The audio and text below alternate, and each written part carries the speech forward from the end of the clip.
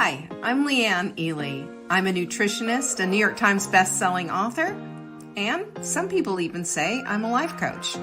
I started the Daily Dish Show to share my story, my truth, and my journey to vibrancy, and to inspire others to do the same. Because it's all about grit, perseverance, and finding a way despite the odds. It's about embracing the whole woman, not just the parts that are easy to love, and feeding her heart, mind, body, and soul. But I found that this isn't just my story, it's your story too. It's go time. This is the Daily Dish. If you missed any of the announcements, and you all did on TikTok, by the way, savingdinner.com/announcements. That's where everything is. I'm just letting you know so you get that. All right, procrastination. It's real, it's ugly, and it really it can suck out the juiciness of what your life could possibly be. You know? So let's talk about this because it's really important. Okay, you know there's a Bible verse. A slack hand causes poverty, but the hand of the diligent makes rich. You know? What's that talking about? A slack hand? What's a slack hand? Somebody who procrastinates and procrastinates and procrastinates. Doesn't get it done. You can't get it done if you're just procrastinating. And so why is this? Well, I think that number one reason is the fear of failure. Well, if I'm not going to do it right? Not going to get it done. Or we just plain don't like or enjoy the thing that we're procrastinating about. Who here loves to clean toilets? I don't. Nobody loves to clean a toilet, but honestly, if we procrastinate, what happens if you never clean that toilet? Pretty disgusting. So we need to not do that. We need to get in there and get the thing done. There is something that we can use to kind of counter this, and it's one of my favorite tips of all, especially when we're trying to create a new habit. And it's using James Clear, who wrote The Atomic Habits. He wrote, Amber says that she doesn't love to clean toilets. Why, Amber?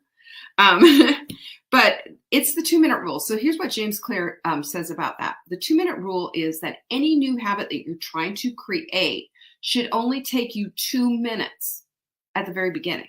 So if you're trying to, for example, journal or meditate or read, these are the things that people tell me that they have the hardest time with, because, especially here in Take Back Your Life journal, one of the things that we have in there is starting a morning ritual. And part of the morning ritual is the self-care of meditation, journaling, and all of the things that we know that research has shown us creates a better outcome for the way you want to live your life. But people procrastinate. They get a little bit worried about it and they don't want to do it, or whatever the thing is about it. But what if you used a 2-minute rule? 2 minutes of meditation, 2 minutes of writing in your journal, even if you're just writing blah, blah, blah. I mean, at least you are doing something about it. And then maybe 2 minutes too of, whatever else that you need to do. Reading. So what does that mean? It means a page of a book. And then you say, oh, but that's ridiculous. I'm not going to get anything done. Okay, but at least you did that one page, and congratulate yourself and move to the next thing. Congratulating yourself, by the way, and high-fiving yourself is one of the best ways that you can get to the place of actually having a reward system in place. And that reward system in place, that moves the needle. It makes you say, okay, I'm going to do this, even if it seems ridiculous, right? But that's how it is. To change procrastination, there's got to be a structure, though, around it. There really has. You can't just say, oh, I'm, complaining about, oh, I'm so sick and tired of being sick and tired of not doing and this, that, and the other thing. No, don't do that. You need to put a structure in place. But before we even discuss the structure and patterns that we have of procrastination, let's look at what kind of procrastinations there are, because there's 3 types. Did you know that? 3 types of procrastinators. One is the delayers. They put it off and they put it off and they put it off till at the very last minute. It's just got to get done, or something's going to happen. Or 2, there's the perfectionists, and we know what that looks like, right? Where you just, if it's not going to get it done right, then don't do it at all, right? How many times have you said that? I'll admit it. Or you're 100% ADHD, all over the place, distracted, just distracted to whatever.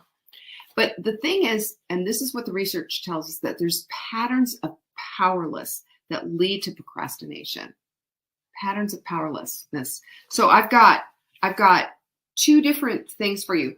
The now, okay, this is where we are, the now, right? And then on the other hand, we have the treatment. This is where you might be right now. And here's the treatment for you. That's the teenager in me. All right. Don't worry. Oh my gosh. Don't you remember when you were a teenager? My word. When we were teenagers, didn't we put things off? Mm-hmm. You know we did. So right now, maybe there's part of the pattern of powerlessness that comes with procrastination is a negative self-worth. Could be negative self-worth. And what is the antidote to that? Well, self-respect. The same with denigrating oneself.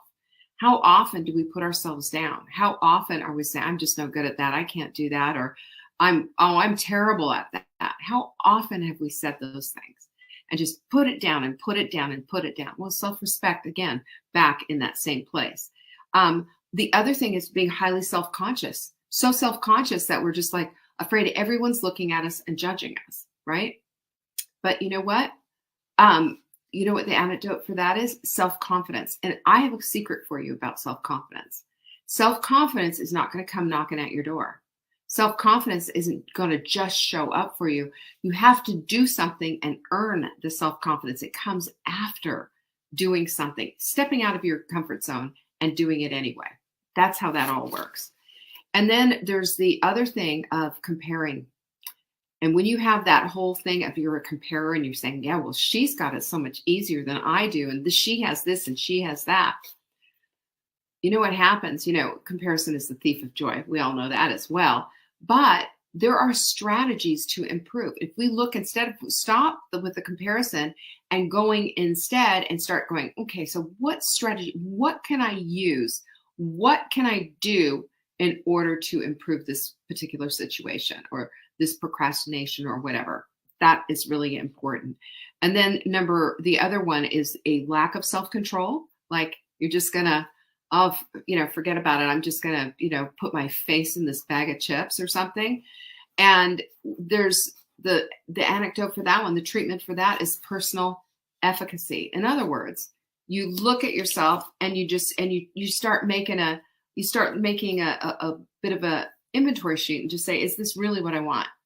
Is this really where I want to go with that? And usually the answer to that is no. It's really no, because how many times are we unconsciously falling into these patterns of powerlessness and then procrastinating away our lives? It's kind of weird, huh? But there are 7 fixes, and I've got them for you. Are you ready? 7 fixes to get procrastination behind us. Because procrastination, remember this, it can rob you of the life that you want to lead. Absolutely rob you blind and make it so that you're having a lot of regrets, a lot of looking back on and saying, wow, I missed the boat on that one, right? So number 1 is, you ready to hear it? Number 1 is brutal honesty. Part of the problem with procrastination is we talk ourselves out of doing something because we don't think that we have whatever it is that we need in order to do it. When in fact, that's just simply not true. What we need to do is come to the line here, take a look at what's going on in our lives, make an assessment and say, you know what? No, sir. No, ma'am. Not anymore. This is what's going on. What I'm doing here is X, Y, and Z instead of making excuses, because we make all the excuses in the world, and those excuses are going to take us down and keep us in this procrastination pattern. So brutal honesty, number 1. Do you have the guts to be brutally honest with yourself?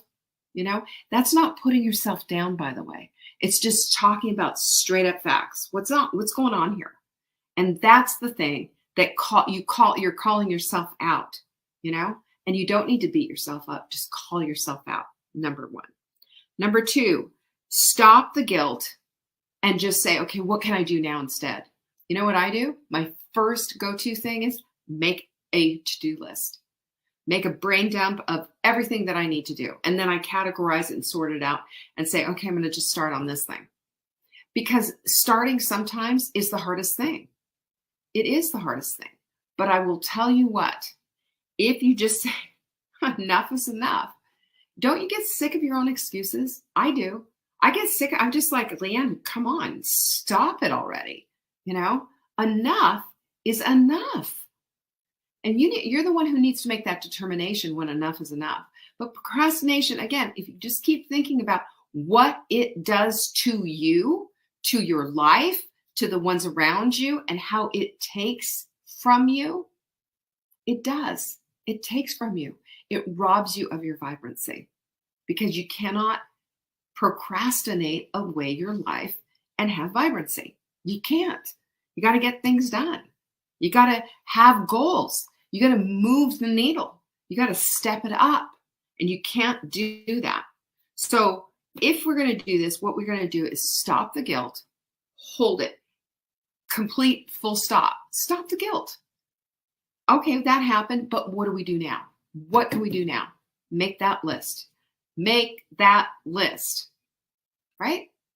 And then sort it by priorities, and then sort it by what is important, and sort it with the things that are going to make the most impact.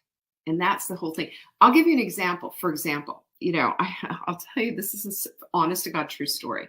I had a girlfriend who years ago, and she used to tell this story in her church and everything. But she kind of grew up privileged, shall we say, never had to clean, never. There was always somebody else who did it.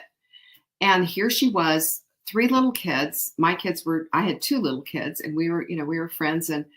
And I walked into her house. There was mountains of laundry, everything. They had a nanny and a housekeeper and all of that. And financially, things had taken a turn, shall we say. And so here she was, completely overwhelmed.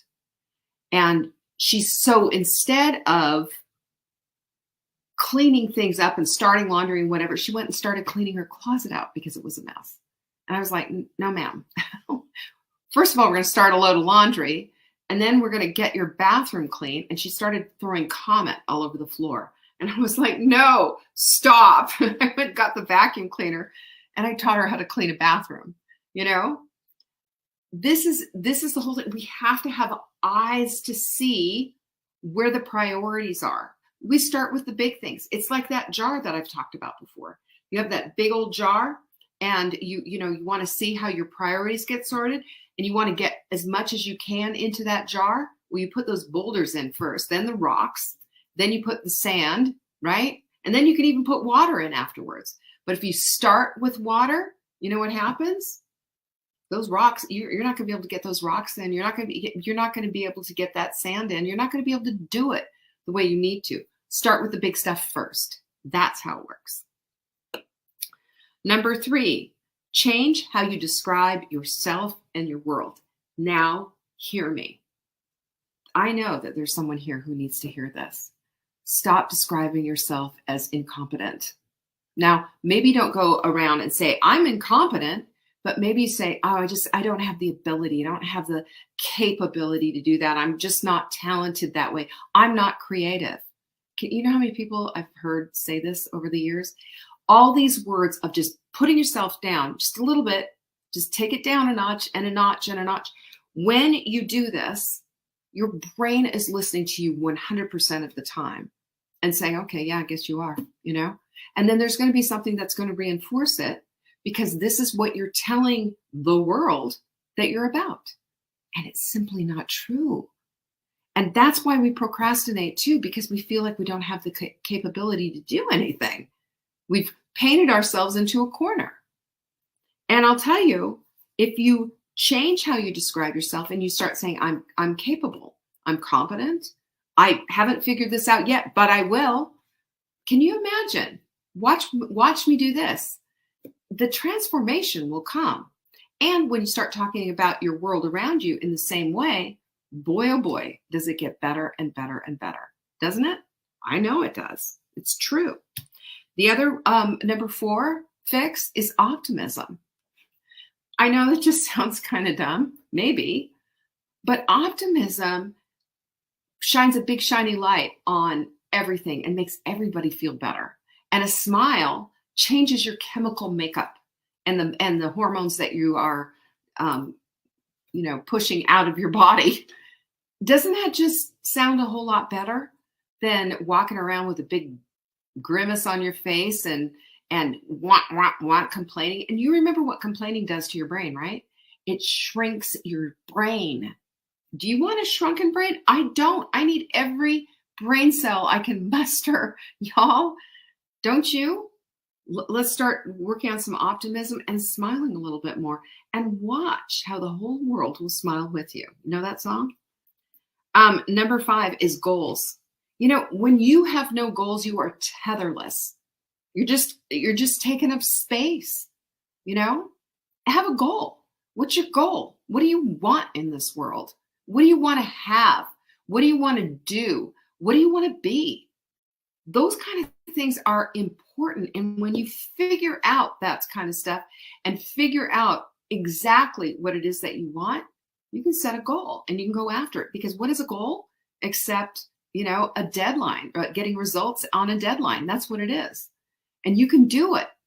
Every single person on this planet can do goals. They don't have to be overwhelming. They can be easy. And again, I'm going to plug it again. Take Back Your Life Journal. There's a masterclass that goes with it, and it's going to show you what to do in 12 weeks and make your goals into just 3 sentences that you write out every single day and completely change the neural pathways of your brain.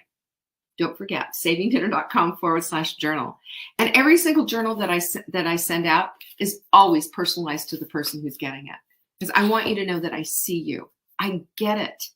And that's why I created this system, by the way. I believe with all of my heart that goals will change the entire trajectory of your life. You won't just take up space anymore. You will become the woman of your own dreams. Period. What about that? I love that. And number 6, have rewards in place for even the smallest steps. Like I said, that high-fiving yourself,